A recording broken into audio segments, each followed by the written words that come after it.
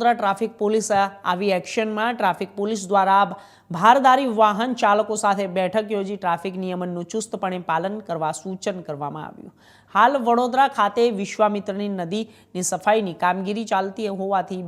દિવસભર આડેધડ માટી ભરેલા ડમ્પરો શહેરમાંથી પસાર થતા હોય છે, જેને કારણે અકસ્માતનો ભય લોકોને સતાવી રહ્યો છે। અને 2 દિવસ અગાઉ આ ડમ્પરની અડફેટે એક આધેડનો જીવ પણ ગુમાવવાનો વારો આવ્યો હતો, જે બાદ ટ્રાફિક પોલીસ દ્વારા વિશ્વામિત્ર નદીમાંથી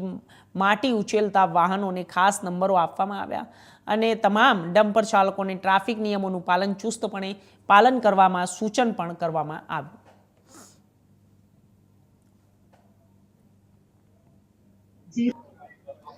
आप जो छो एम वडोदरा शहर में आखा शहर में प्री मोन्सून की कामगीरी चाली रही है ने साथे ज पूरनी परिस्थिति प्रसंग उपस्थित न थाय एना माटे विश्वामित्रीનું વાઇડનિંગ પણ કરવામાં આવી રહ્યું છે। તો એના ભાગરૂપે જે રેતી લઈ જનાર વાહનો અથવા તો એને ખોદવા માટેના જે વાહનો વપરાય છે એવા લગભગ 150 જેટલા વાહનોને ભારદારી વાહનોને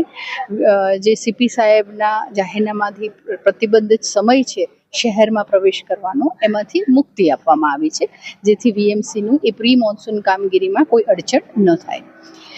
આટલા વિપુલ પ્રમાણમાં જ્યારે ભારદારી વાહનો શહેરમાં પ્રવેશ કરી રહ્યા છે ત્યારે આમ જનતાને એમનાથી કોઈ જોખમ ઊભું ન થાય